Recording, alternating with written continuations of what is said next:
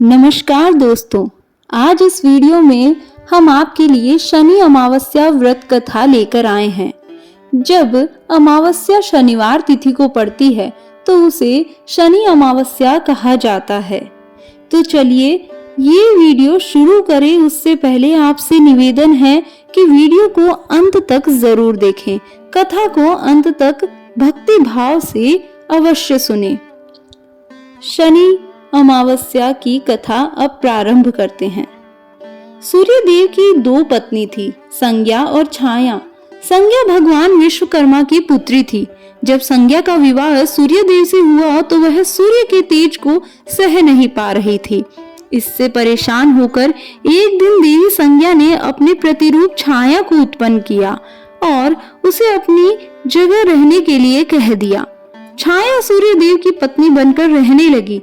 दूसरी ओर संज्ञा खुद धरती पर अश्व रूप में आकर विचरण करने लगी। एक दिन जब सूर्य देव छाया के पास संतान प्राप्ति की इच्छा से आए तो उनके तेज को देखकर छाया का रंग काला पड़ गया और वह गर्भवती हो गई। छाया के पुत्र के रूप में भगवान शनिदेव का जन्म हुआ। जिस दिन शनिदेव का जन्म हुआ उस दिन शनिवार और अमावस्या तिथि थी। इसीलिए शनि अमावस्या का धार्मिक दृष्टि से विशेष महत्व माना जाता है। शनिदेव के देखकर सूर्य देव क्रोधित हो गए क्योंकि शनिदेव का रंग श्याम था। सूर्य देव ने संज्ञा से कहा कि यह मेरा पुत्र नहीं हो सकता है। इसके बाद सूर्य देव को यह भी भेद पता चल गया कि उनकी पत्नी संज्ञा की जगह काफी समय से छाया रह रही है।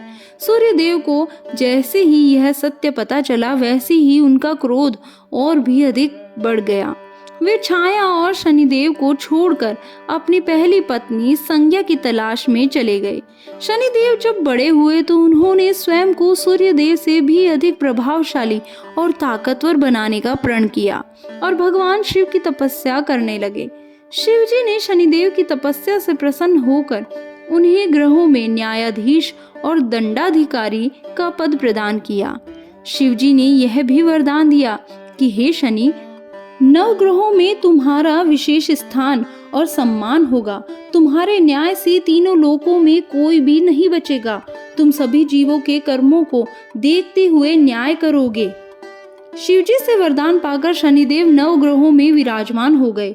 शनि अमावस्या के दिन शनि की कथा का पाठ करना शुभ फलदायी होता है, जो कर्मों से उच्च पद दिलाने की प्रेरणा देता है। अगर आपको ये वीडियो पसंद आई हो तो इसे लाइक, शेयर और सब्सक्राइब जरूर कीजिएगा। धन्यवाद।